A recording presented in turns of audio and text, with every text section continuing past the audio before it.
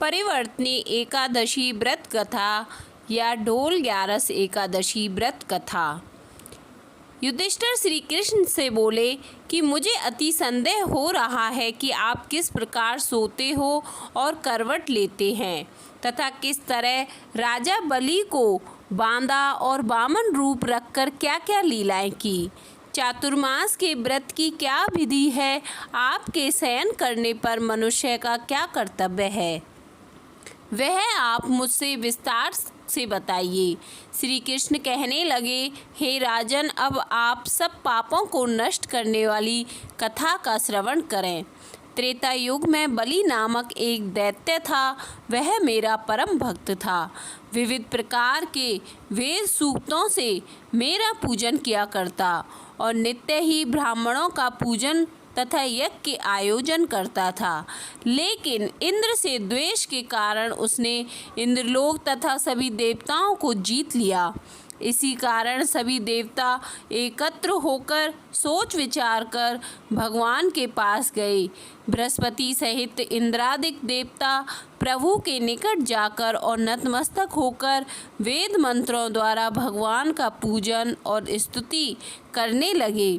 अतः मैंने वामन रूप धारण करके 5वां अवतार लिया और फिर अत्यंत तेजस्वी रूप से राजा बलि को जीत लिया। इतनी वार्ता सुनकर राजा युधिष्ठिर बोले कि हे जनार्दन, आपने वामन रूप धारण करके उस महाबली दैत्य को किस प्रकार जीता। श्री कृष्ण कहने लगे, मैंने वामन रूपधारी ब्रह्मचारी बलि से 3 पग भूमि की याचना करते हुए ये मुझको 3 लोक के समान है और हे राजन, यह तुमको अवश्य ही देनी होगी। राजा बलि ने इसे तुच्छ याचना समझकर 3 पग भूमि का संकल्प मुझको दे दिया और मैंने अपने त्रिविक्रम रूप को बढ़ाकर यहाँ तक कि भूलोक में पद, भुवरलोक में जंगा, स्वर्गलोक में कमर, महलोक में पेट, जनलोक में हृदय, यमलोक में कंठ की स्थापना कर सत्यलोक में मुख, उसके ऊपर मस्तक स्थापित किया। सूर्य, चंद्रमा आदि सब ग्रहगण, योग, नक्षत्र, इंद्रादिक देवता और शेष आदि सब नागगणों ने विविध प्रकार से वेद सूक्तों से प्रार्थना की। तब मैंने राजा बलि का हाथ पकड़कर कहा कि हे राजन, एक पद से पृथ्वी, दूसरे से स्वर्गलोक पूर्ण हो गए, अब तीसरा पग कहाँ रखूं। तब बलि ने अपना सिर झुका लिया और मैंने अपना पैर उसके मस्तक पर रख दिया, जिससे मेरा वह भक्त पाताल को चला गया। फिर उसकी विनती और नम्रता को देखकर मैंने कहा, हे बलि, मैं सदैव तुम्हारे निकट ही रहूँगा। और शेष आदि सब नागगणों ने विविध प्रकार से वेद सूक्तों से प्रार्थना की। तब मैंने राजा बलि का हाथ पकड़कर कहा कि हे राजन, एक पद से पृथ्वी, दूसरे से स्वर्गलोक पूर्ण हो गए, अब तीसरा पग कहाँ रखूं।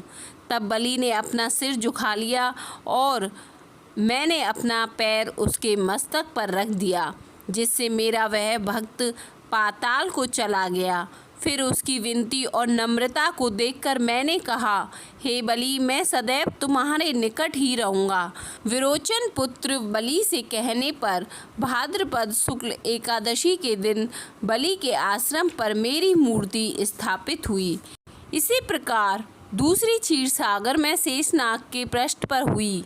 हे राजन, इस एकादशी को भगवान शयन करते हुए करवट लेते हैं, इसलिए तीनों लोकों के स्वामी भगवान विष्णु का उस दिन पूजन करना चाहिए। इस दिन तांबा, चांदी, चावल और दही का दान करना उचित होता है। रात्रि को जागरण अवश्य करना चाहिए। जो विधि पूर्वक इस एकादशी का व्रत करते हैं वे सब पापों से मुक्त होकर स्वर्ग में जाकर चंद्रमा के समान प्रकाशित होते हैं और यश पाते हैं। जो पापनाशक इस कथा को पढ़ते या सुनते हैं उनको 1000 अश्वमेध यज्ञ का फल प्राप्त होता है।